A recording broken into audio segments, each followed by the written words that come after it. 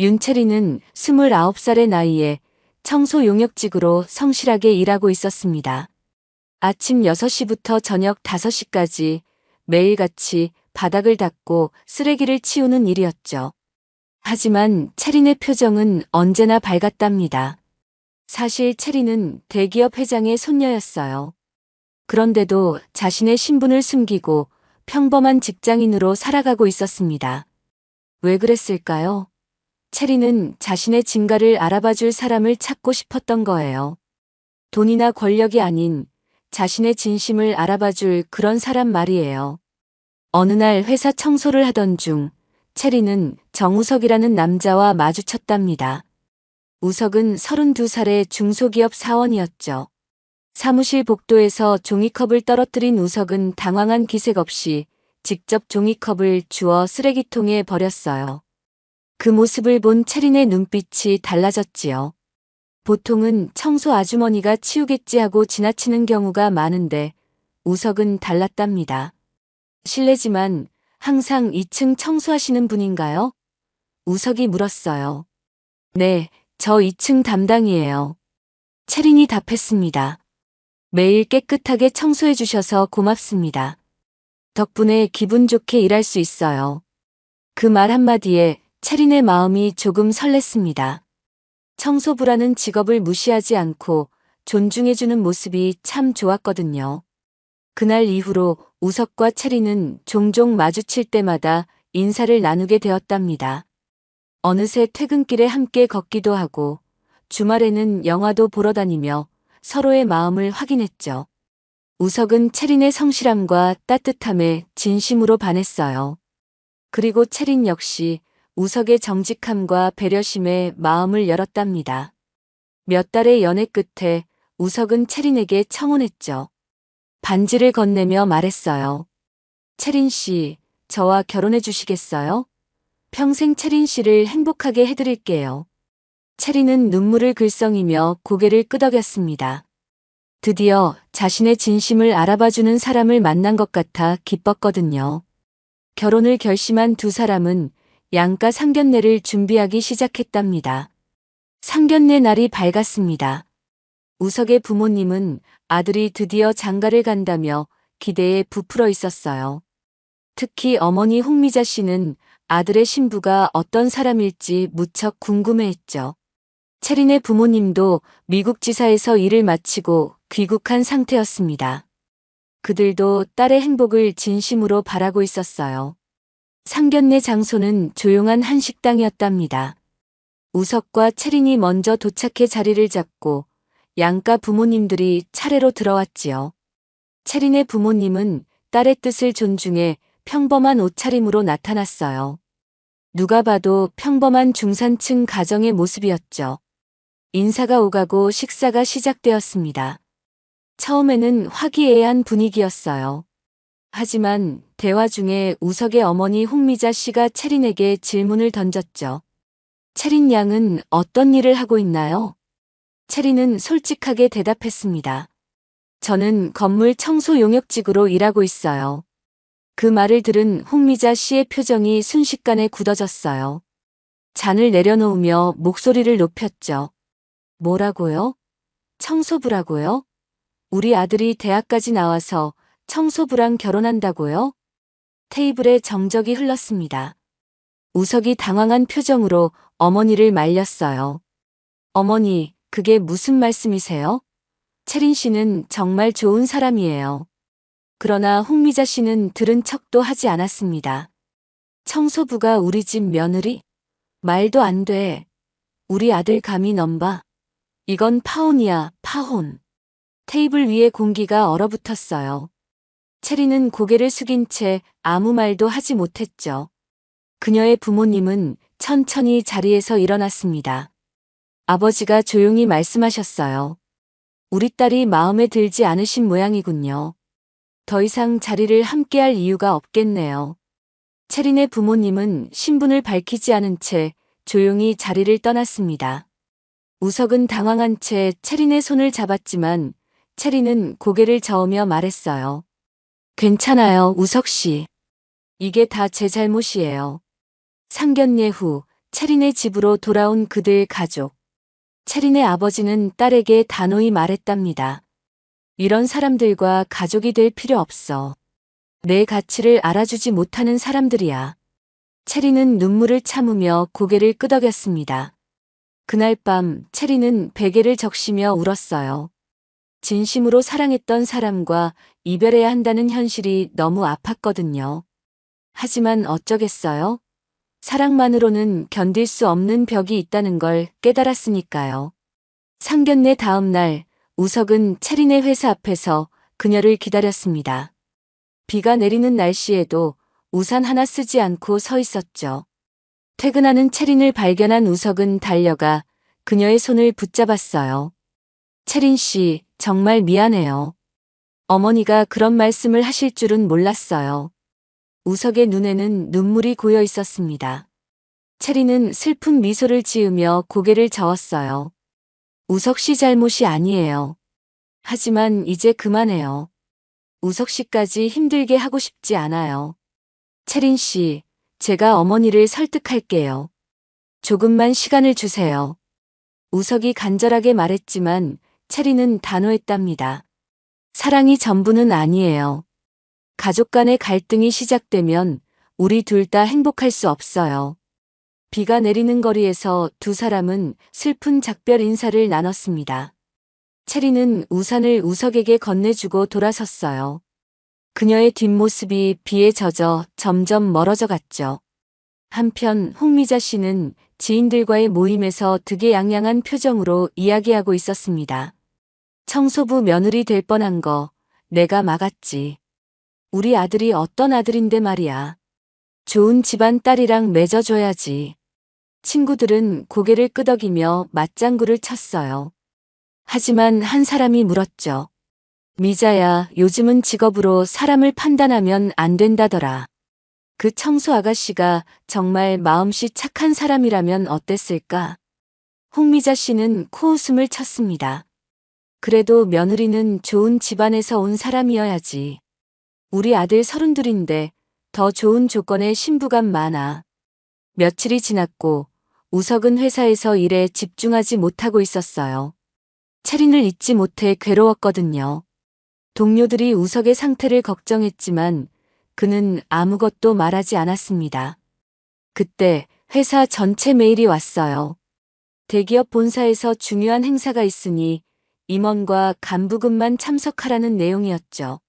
일반 사원인 우석은 참석 대상이 아니었지만 이사회 고위 간부인 지인으로부터 중요한 소식을 전해 듣게 됩니다. 우석 씨, 오늘 행사에서 놀라운 일이 있었어. 대기업 회장님이 손녀를 차기 후계자로 소개했거든. 그런데 그 손녀가 누군지 알아? 윤채린이라고 젊은 여성이야. 우석은 순간 귀를 의심했습니다. 채린이요? 응, 회장님의 외동딸 윤미영 씨의 딸이래. 미국에서 교육받고 돌아왔다더라. 그런데 특이한 건 그녀가 최근까지 신분을 숨기고 일반 직원으로 일했다는 거야. 청소 용역직이었대. 진짜 재벌 3세 맞아? 우석은 그 자리에서 얼어붙었습니다. 귀가 멍멍했어요. 자신이 사랑했던 채린, 어머니가 무시했던 그 청소부가 대기업 회장의 손녀라니요. 머릿속이 복잡했죠. 왜 채린은 자신의 신분을 숨겼을까? 그리고 자신은 왜 그녀를 지키지 못했을까? 우석 씨, 괜찮아? 얼굴이 창백한데? 동료가 걱정스럽게 물었습니다. 아, 네, 괜찮아요. 우석은 자리에서 일어나 화장실로 향했어요. 거울 속 자신의 모습이 초라해 보였습니다.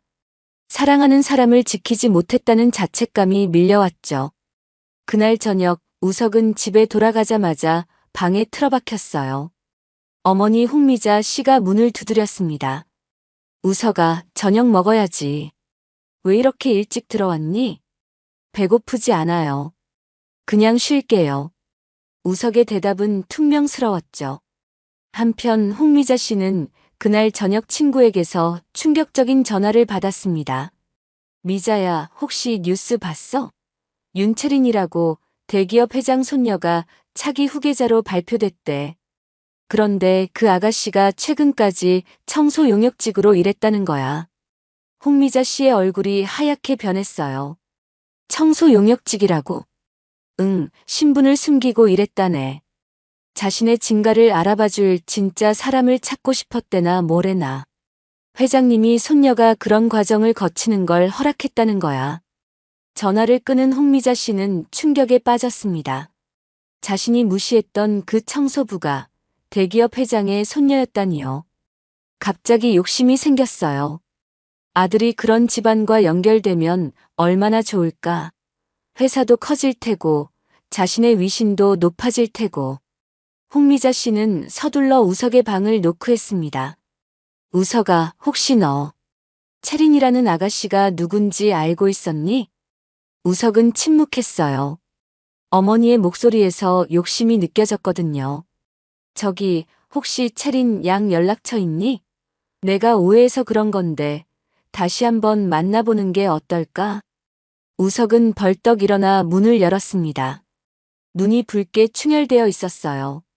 어머니, 이제 와서 왜 그러세요? 채린 씨가 대기업 회장 손녀라서요? 그게 중요한가요? 홍미자 씨는 당황했지만 뻔뻔했습니다. 아니, 그게 아니라 내가 너무 성급하게 판단했던 것 같아서. 사람은 겉모습만 보고 판단하면 안 되잖니? 우석은 비웃음을 지었어요. 어머니는 끝까지 자신의 욕심만 생각하시네요. 다시는 채린 씨에게 그런 식으로 대하지 마세요. 제가 못 견디겠어요. 그날 밤 우석은 밤새 생각했습니다. 채린이 자신의 신분을 밝히지 않은 이유, 상견례 자리에서도 끝까지 당당하게 맞서지 않은 이유. 모든 게 이해가 갔어요. 채린은 진심으로 자신을 알아봐줄 사람을 원했던 거죠. 그리고 자신의 가족이 그 시험에 실패했습니다. 아침이 밝았습니다. 우석은 밤새 잠을 이루지 못했어요. 머릿속은 온통 채린 생각뿐이었죠. 결심했습니다. 마지막으로 채린을 만나야겠다고요. 사과하고 그리고 작별 인사를 해야겠다고 마음먹었어요. 한편 홍미자 씨는 아들 몰래 채린을 찾아갈 계획을 세우고 있었답니다. 친구를 통해 채린의 근무지를 알아냈어요. 오늘이 아니면 기회가 없을 거라 생각했죠. 오전 10시 홍미자 씨는 대기업 본사 로비에 들어섰습니다. 비싼 옷을 차려입고 명품 가방을 든 모습이었어요. 접수대에서 말했습니다. 윤채린 씨 좀 만나고 싶은데요. 제가 정우석의 어머니입니다. 접수 직원이 채린에게 연락을 했고 잠시 후 채린이 로비로 내려왔어요. 채린은 이제 더 이상 청소 유니폼이 아닌 단정한 정장 차림이었습니다. 하지만 표정은 여전히 담담했죠. 어머님, 무슨 일로 오셨나요? 채린이 물었어요. 홍미자 씨는 갑자기 허리를 숙이며 과장된 목소리로 말했습니다. 아이고, 정말 죄송해요. 제가 잘못했어요. 그날은 정말 신뢰가 많았죠? 우리 아들이랑 다시 잘해보면 어떨까요? 회장님, 손녀시라면서 왜 그걸 숨기셨어요? 채린의 눈빛이 차갑게 변했어요. 그래서요? 제가 회장 손녀라서 이제 괜찮다는 말씀이신가요? 홍미자 씨는 당황했지만 억지 웃음을 지었습니다. 아니, 그게 아니라 사람은 서로 알아가는 거잖아요. 우리 아들이 정말 채린 양을 사랑한대요. 다시 한번 기회를 주세요. 그때 로비에서 이 광경을 지켜보던 우석이 다가왔어요. 우석도 어머니가 채린을 찾아올 거라는 걸 예상하고 미리 와 있었던 겁니다. 어머니, 제발 그만하세요. 우석의 목소리는 떨렸습니다. 홍미자 씨는 놀란 표정으로 아들을 바라봤어요. 우석아, 너 여기서 뭐해? 어머니가 여기 오실 거라고 생각했어요. 제발 채린 씨를 그만 괴롭히세요. 우석은 어머니의 팔을 잡아 끌었습니다. 채린은 두 사람을 바라보며 한숨을 쉬었어요. 이 모습을 보니 더욱 확신이 들었죠. 이 가족과는 정말 함께할 수 없겠다고요. 로비를 나온 우석은 어머니에게 더 강하게 실망감을 표현했습니다. 어머니, 왜 이러세요? 채린 씨가 대기업 회장 손녀라서 이제 와서 마음이 바뀌셨어요? 그게 어머니가 사람을 대하는 방식인가요? 홍미자 씨는 변명했어요. 우석아, 엄마는 내 행복만 바라는 거야. 좋은 집안과 연결되면 너도 편해질 텐데. 전 그런 거 필요 없어요. 채린 씨의 집안이 아니라 채린 씨 자체를 사랑했던 거예요. 하지만 이제 다 끝났네요. 우석은 쓸쓸하게 말했습니다. 그날 저녁 우석은 용기를 내어 채린에게 전화를 걸었어요. 만나자고 했죠. 채린은 잠시 망설이다 승낙했습니다. 한강공원에서 만나기로 했어요. 한강공원의 벤치에 채린이 먼저 앉아 있었습니다. 초저녁에 바람이 불어오는 시간, 강물은 붉은 석양을 담고 있었어요. 우석이 천천히 다가와 채린의 맞은편에 앉았습니다. 오랜만이에요. 우석이 먼저 입을 열었어요. 채린은 미소 지었습니다. 네, 오랜만이네요. 잠시 침묵이 흘렀어요. 둘 다 할 말이 많지만 어디서부터 시작해야 할지 몰랐죠. 오늘 어머님 뵀어요. 채린이 말했습니다. 우석은 고개를 숙였어요. 정말 죄송해요. 어머니가 그런 식으로 찾아갈 줄은 몰랐어요. 괜찮아요. 이해해요. 채린은 담담하게 말했습니다. 우석은 깊은 숨을 들이쉬고 말했어요. 채린 씨, 왜 자신이 누구인지 말하지 않았어요? 채린은 잠시 강물을 바라보다 대답했습니다. 저를 있는 그대로 봐주는 사람을 찾고 싶었어요. 채린이라는 사람 자체를 윤 회장 손녀가 아닌 그냥 채린으로 사랑받고 싶었죠. 우석의 눈에 눈물이 고였어요. 저는 정말 채린 씨를 사랑했어요. 지금도 사랑해요. 알아요. 우석 씨의 마음은 진심이었죠. 그래서 더 고마웠어요. 채린의 목소리에도 감정이 묻어났습니다. 우석은 조용히 말했어요. 하지만 우리 사이에 있는 벽은 쉽게 허물어지지 않을 것 같아요. 사랑하지만 그 사랑을 위해 떠나야겠어요. 채린은 눈시울을 붉혔지만 담담히 받아들였습니다. 당신의 진심 고마웠어요. 후회하지 마세요. 두 사람은 벤치에 앉아 말없이 석양을 바라봤어요. 이제 더 이상 서로에게 할 말이 없었지만 함께 있는 이 시간만큼은 소중하게 느껴졌습니다. 채린 씨, 앞으로 무슨 일을 하실 건가요? 우석이 물었어요. 할아버지 회사에서 사회복지재단과 환경사업을 맡게 됐어요. 제가 평소 관심 있던 분야거든요. 우석 씨는요? 채린이 답했습니다. 우석은 미소 지었어요. 저는 회사 내 지방 공장으로 발령 신청했어요. 새로운 시작이 필요할 것 같아서요. 채린은 놀란 표정으로 우석을 바라봤어요. 서울 떠나시는 건가요? 네, 잠시 거리를 두는 게 좋을 것 같아요. 어머니와도 그리고 채린 씨와도. 우석의 목소리가 떨렸습니다. 두 사람은 마지막으로 서로를 바라봤어요. 말로 표현할 수 없는 감정이 오갔죠. 아쉬움, 그리움, 사랑. 하지만 이제 정말 끝이라는 걸 둘 다 알고 있었습니다. 잘 지내요, 우석 씨. 채린이 일어서며 말했어요. 채린 씨도 건강하세요.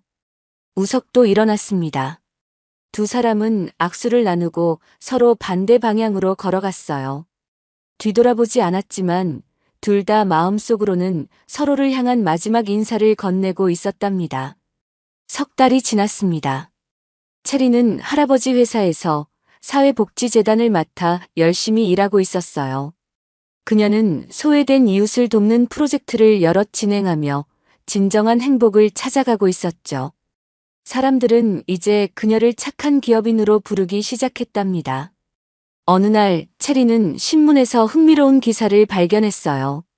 환경보호에 앞장서는 지방 공장 이야기였죠. 사진 속에는 낯익은 얼굴이 있었습니다. 바로 우석이었어요. 지방공장 환경 개선 프로젝트 주도한 정우석 과장이라는 제목의 기사였습니다. 채린은 마음이 따뜻해졌어요. 우석은 자신의 자리에서 묵묵히 좋은 일을 하고 있었군요. 한편 홍미자 씨는 동네에서 이제 얼굴을 들기 어려워졌어요. 아들이 대기업 회장 손녀와 결혼할 뻔했는데 자신 때문에 무산되었다는 소문이 퍼졌거든요. 동네 주민들은 수군거렸습니다. 미자 씨가 며느리 될 사람이 청소부라고 무시했대요. 알고 보니 그 사람이 대기업 회장 손녀였다네요. 자기 욕심 때문에 아들 앞길을 막았다는 거지. 요즘 TV에도 자주 나오더라고요. 그 윤채린 씨가. 정말 마음씨 고운 사람 같더라고. 홍미자 씨는 집에만 틀어박혀 지냈어요. 아들 우석은 지방으로 발령받아 떠나고 이웃들의 시선은 따갑고 자신의 욕심이 모든 것을 망쳤다는 생각에 괴로웠죠. 그러던 어느 날 홍미자 씨의 집 초인종이 울렸습니다. 문을 열어보니 오랜만에 보는 우석이 서 있었어요. 우석아, 언제 왔니? 홍미자 씨가 반가워하며 물었습니다. 오늘 서울에 잠깐 회의가 있어서요. 어머니 뵈러 왔어요. 우석이 담담하게 대답했어요. 홍미자 씨는 아들을 맞이하며 눈물을 글썽였습니다. 미안하다. 정말 미안해. 엄마가 너무 욕심을 부렸어. 우석은 어머니의 어깨를 토닥였어요. 괜찮아요. 이제 다 지난 일이에요. 홍미자 씨는 아들에게 물었습니다. 우석아, 넌 정말 괜찮니? 아직도 채린 양을 생각해? 우석은 잠시 침묵했다가 대답했어요. 가끔요. 하지만 이제는 각자의 길을 가야 한다는 걸 알고 있어요. 채린 씨는 많은 사람들에게 도움을 주는 일을 하고 있더라고요. 그 모습이 자랑스러워요. 그 말을 들은 홍미자 씨는 고개를 숙였습니다. 엄마가 정말 큰 실수를 했구나. 그 아가씨가 얼마나 좋은 사람인지. 이제야 알겠어. 우석은 창밖을 바라보며 말했어요. 어머니, 앞으로는 사람을 겉으로만 판단하지 마세요. 진짜 중요한 건 그 사람의 마음이에요. 홍미자 씨는 아들의 말에 고개를 끄덕였습니다. 비로소 자신의 잘못을 진심으로 깨달은 듯 했어요. 다음 날 우석은 다시 지방으로 내려갔습니다. 어머니와의 관계는 조금씩 회복되고 있었고 이제 새로운 시작을 준비하고 있었죠. 하지만 운명은 때로 예상치 못한 방향으로 흘러가기도 한답니다. 한 달 후 서울에서 대규모 환경 박람회가 열렸습니다. 전국의 환경 관련 기업과 단체들이 모이는 행사였어요. 체리는 사회복지재단과 환경사업을 연계하는 새로운 프로젝트를 발표하기 위해 참석했고, 우석도 지방공장의 환경 개선 성과를 공유하기 위해 서울에 왔답니다. 넓은 박람회장, 수많은 사람들 사이에서 두 사람은 전혀 마주칠 것이라 예상하지 못했어요. 체리는 메인 무대에서 발표를 마치고 내려오는 중이었고, 우석은 자신의 발표 차례를 기다리며 객석에 앉아 있었죠. 다음 발표자는 지방공장 환경 개선 프로젝트를 이끈 정우석 과장님입니다. 진행자의 안내에 체리는 걸음을 멈췄어요. 정우석이라는 이름에 가슴이 쿵쾅거렸죠. 그녀는 뒤돌아 무대를 바라봤습니다. 우석이 단상에 올라 마이크 앞에 섰어요. 안녕하십니까, 정우석입니다. 오늘은 저희 지방공장에서 진행 중인 자연과 함께 숨쉬는 산업 프로젝트에 대해 말씀드리겠습니다. 우석의 목소리는 힘이 있었고 눈빛은 진정성으로 빛났습니다. 체리는 자리에 앉아 그의 발표를 지켜봤어요. 우석은 변했더군요. 더 단단해졌고 자신감이 넘쳤죠. 그 모습이 참 보기 좋았습니다. 발표가 끝나고 사람들이 박수를 쳤어요. 우석이 무대에서 내려오는데 그때 그의 시선이 객석의 체린과 마주쳤습니다. 둘 다 놀란 표정이었지만 이내 미소를 지었어요. 행사장 한쪽 사람들이 많지 않은 곳에서 두 사람은 오랜만에 마주 섰습니다. 발표 정말 멋있었어요. 체린이 먼저 말을 건넸어요. 감사합니다. 체린 씨 발표도 인상적이었어요. TV에서 종종 뵙곤 했는데 직접 뵈니 더 반갑네요. 우석이 답했죠. 잠시 어색한 침묵이 흘렀습니다. 그동안 못다한 이야기들이 많았지만 지금 이 순간에는 무슨 말을 해야 할지 몰랐어요. 어머님은 잘 지내세요? 채린이 물었습니다. 우석은 고개를 끄덕였어요. 네, 많이 반성하고 계세요. 채린 씨에게 정말 미안하다고 전해달라고 하셨어요. 괜찮아요. 이제 다 지난 일이에요. 채린의 목소리는 따뜻했습니다. 다시 침묵이 이어졌어요. 그때 우석이 조심스럽게 말했습니다.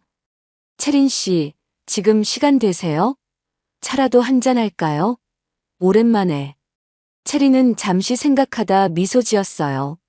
좋아요. 시간 괜찮아요. 두 사람은 박람회장 근처 조용한 카페로 향했습니다. 과거의 아픔과 오해는 뒤로 하고 지금 이 순간만큼은 서로의 이야기를 나누고 싶었어요. 이제 그들은 다른 사람이 되어 있었고 각자의 자리에서 자신의 일을 충실히 해내고 있었으니까요. 카페 창가에 앉은 두 사람, 오후의 햇살이 따스하게 내리쬐었습니다. 말로 표현하지 않아도 서로의 눈빛에는 지난 시간의 아쉬움과 서로를 향한 진심 어린 응원이 담겨 있었어요. 이제 그들은 각자의 길을 걷고 있지만 서로에게 좋은 추억으로 남을 테죠. 이번 환경 프로젝트 혹시 관심 있으세요? 채린 씨가 하시는 사회복지재단과 연계할 수 있을 것 같은데요. 우석이 조심스럽게 제안했습니다. 채린의 눈이 반짝였어요. 그거 정말 좋은 생각이네요. 함께 협력하면 더 많은 사람들에게 도움이 될 수 있을 것 같아요. 그렇게 두 사람은 새로운 관계로 다시 만나게 됐습니다. 이번에는 서로를 더 이해하고 존중하는 관계로요. 사랑이 변하여 동료가 되고 그 동료애가 다시 어떤 모습으로 피어날지는 아무도 모르는 일이죠.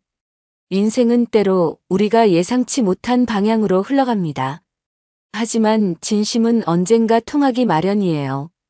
채린과 우석의 이야기처럼 욕심을 내려놓고 진심을 알아볼 때 비로소 진정한 행복이 찾아오는 법이랍니다. 여러분의 인생에도 진심 어린 만남과 따뜻한 인연이 가득하기를 바랍니다.